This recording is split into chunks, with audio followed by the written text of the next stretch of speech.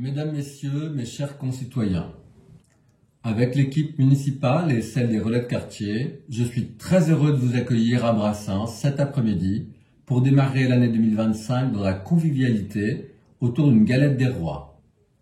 J'espère que vous avez passé de bonnes fêtes de fin d'année, en famille ou avec des amis.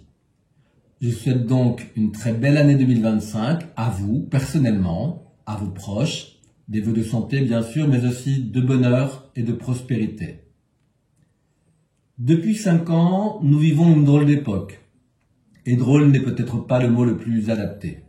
Souvenons-nous, en 2020 et 2021, nous avons dû faire face à la terrible épidémie de la Covid-19, plusieurs millions de morts dans le monde, mais Nuco n'a pas été épargné. En 2022, l'invasion impérialiste russe en Ukraine a généré des tensions fortes dans le domaine énergétique, qui se sont traduites par des hausses brutales des prix du gaz et de l'électricité. Jusqu'à 800% de hausse pour l'électricité en France et jusqu'à 400% pour le gaz. Si les ménages ont globalement été épargnés de la brutalité de ces hausses par des dispositifs gouvernementaux, ce ne fut pas le cas des collectivités locales. Ces hausses des prix d'énergie, en 2023, ont affecté des pans entiers de l'économie, engendrant une inflation inédite depuis plus de 30 ans, notamment sur les produits alimentaires, 15 à 20% de hausse, et beaucoup de ménages se sont retrouvés fragilisés. Et en juin dernier, en juin 2024, la dissolution de l'Assemblée nationale par le président de la République a généré en plus une crise politique. Le gouvernement Michel Barnier n'a tenu que 3 mois avant d'être censuré, et nul ne connaît à ce jour l'espérance de vie du gouvernement de François Bayrou. Pourtant, la France a besoin d'un gouvernement fort, cohérent, capable de faire face à la crise budgétaire et à l'aggravation de la dette de notre pays supérieure à 3 200 milliards d'euros. Je ne mets aucun affect, aucun parti pris dans les propos que je viens de tenir. Je souhaite juste faire part de mon inquiétude en tant que maire et en tant que citoyen. Je souhaite donc pour notre pays en 2025 que nos politiques au niveau national se ressaisissent au plus vite, qu'ils établissent un budget répartissant équitablement les efforts à fournir. Le déficit public ne peut pas être une fatalité. La quasi-totalité des pays européens réussissent à mieux équilibrer leurs comptes publics que nous, la France. Dans le cas contraire, certains politiciens pourraient être tentés d'avoir la mauvaise idée de ponctionner dans l'épargne des Français, même si les lois actuelles limitent cette possibilité. Voilà pourquoi, à mon sens, ce ressaisissement est un impératif. Pour vous rassurer à Monicourt, la dette, elle est très faible.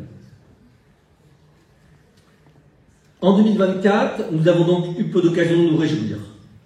Néanmoins, les Jeux Olympiques et Paralympiques, organisés l'été dernier à Paris et dans différents endroits de France, ont été un véritable succès dont il faut se réjouir. Tout y était. Une organisation impeccable, une ambiance incroyable, et des athlètes français qui ont brillé et fait plein de médailles et mis notre pays à l'honneur. À Menicourt, nous qui sommes sensibles peut-être un peu plus qu'ailleurs aux questions de handicap, c'était un vrai bonheur de soutenir des athlètes en oubliant simplement ce handicap, tellement bluffés par leur performance. Sur le plan local, je souhaite évoquer avec vous aujourd'hui quelques projets pour 2025. Nous allons poursuivre la rénovation thermique des équipements de notre commune et, après avoir rénové la toiture terrasse du groupe scolaire Vallée-Bassée, puis posé des panneaux photovoltaïques, nous isolerons le plancher du groupe scolaire des Cornouillers, changerons les VMC, les huisseries, puis rénoverons la toiture terrasse avant, dans un second temps, là encore, d'accueillir des panneaux photovoltaïques. La région Île-de-France, le département du Val d'Oise et l'État, à travers le Fonds vert, nous aident dans ce projet, qu'ils en soient remerciés. Dans les prochains mois, débuteront juste à côté d'ici, les travaux de construction d'un belvédère à l'angle du stade de football. Ce belvédère qui complétera la place des fêtes reposera sur les nouveaux vestiaires de foot qui seront plus économes en énergie. Et nous sommes soutenus là encore dans ce projet par le département du Val d'Oise et par l'agglomération de Cergy-Pontoise, dont je salue les efforts et j'adresse de nouveau mes remerciements à ces deux entités.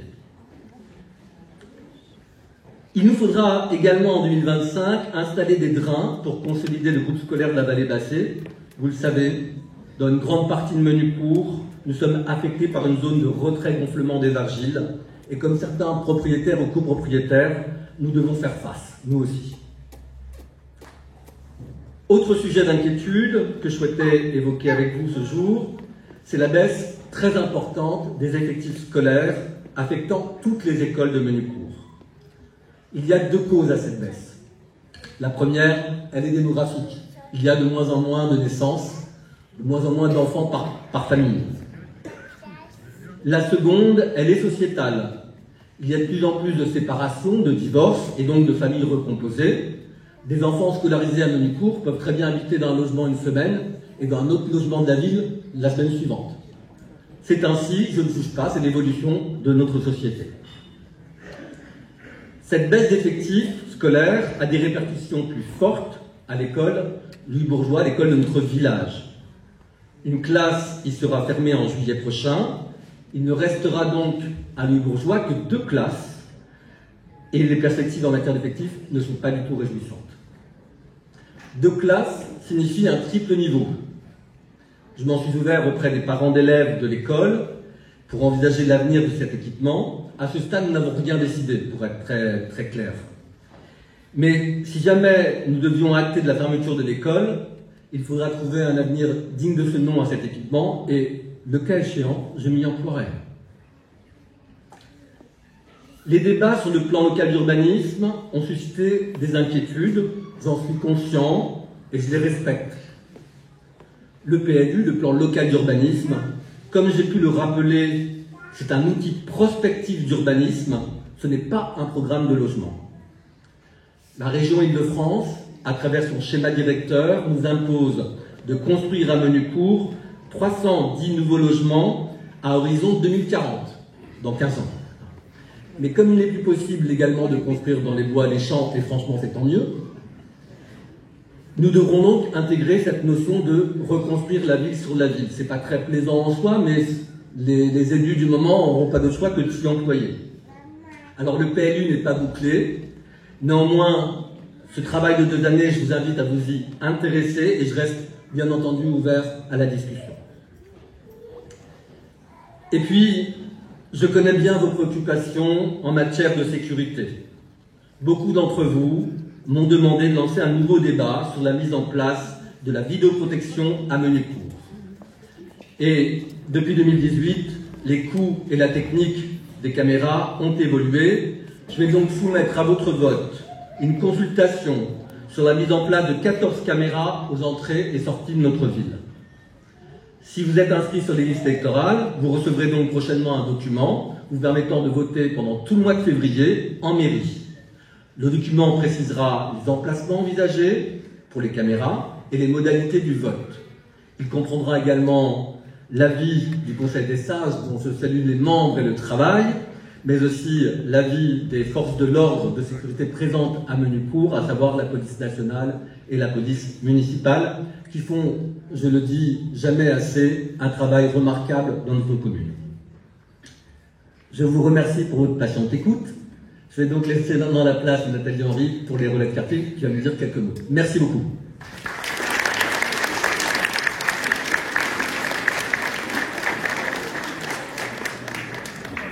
Mesdames et messieurs, bonjour. Je n'ai pas le même talent d'orateur que notre maire, mais je vais faire un petit discours un peu plus court, je vous rassure. Les référents des 3 relais de quartier ainsi que les élus vous présentent leurs meilleurs vœux pour cette nouvelle année. Que sont les relais de quartier? Ce sont des Menucourtois qui ont le désir d'animer leur quartier. Ils sont accompagnés par des élus qui les assistent à l'organisation et la finalisation de projets, en grande partie festifs. C'est aussi un lien entre les habitants et la mairie pour aborder des sujets de la quotidienneté et l'amélioration du cadre de vie. En 2024, en plus des manifestations où les 3 quartiers ont fusionné, comme Menucourt en fête ou Menucourt fête Noël, le relais de la vallée Bassée a encore proposé de gros événements. La soirée compte sur le thème Autour du monde, la chasse à l'œuf d'or dans le bois de la Taillette, la guinguette à l'école de la Vallée-Bassée, la déambulation dans les rues avec distribution de bonbons pour Halloween. Et pour une première fois, en partenariat avec le club de judo de Ménicourt, nous avons réalisé une action caritative. 200 participants, dont beaucoup de Ménicourtois, ont, entre deux averses, prouvé leur générosité à l'occasion de la Polo-Run, organisée pour la lutte contre le cancer du sein, dans le cadre d'Octobre Rose. Nous avons reversé à l'Institut Curie la somme de 2 900 €. La date pour cette année est fixée au 11 octobre et nous comptons de nouveau sur vous. D'autres manifestations ont eu, bien sûr, dans les autres quartiers, soirées jeux de société, tournois de pétanque, après-midi danse avec les monstres pour Halloween et la journée World Clean Up Day. Pour l'année 2025, quelques manifestations sont déjà programmées. Je vous invite à retrouver tous nos futurs événements sur le Ménicourtois, le site de la mairie et sur les affiches aux abords de tous les bâtiments municipaux comme les écoles, les mairies, le dojo, le COSEC, la maison Ménicourt et le centre de loisirs. Nous vous rappelons que tout Ménicourtois peut s'inscrire à l'ensemble des projets proposés, peu importe son quartier de résidence.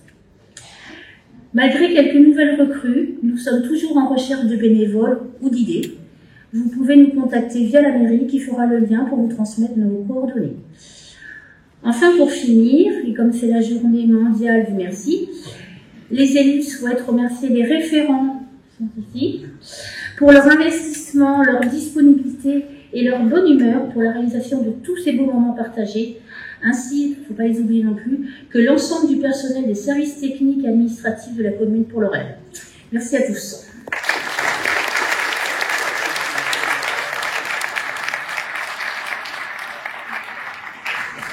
Je vais les présenter. Alors, effectivement, là, aujourd'hui, on est un peu en nombre réduit. Normalement, on est beaucoup plus nombreux. Donc, on a le quartier de Cornouillet avec Isabelle et Natacha. Et Nicolas. Il est trop discret, Nicolas. Et alors, de Louis Bourgeois, je ne vois personne, à moins qu'il soit resté dans la salle, qui ait osé venir. Sinon, après, c'est la Vallée-Bassée. Donc, on a Florian, Marine, Michel. Et puis, on a la relève qui commence à être assurée par Lilou et Jade. Voilà.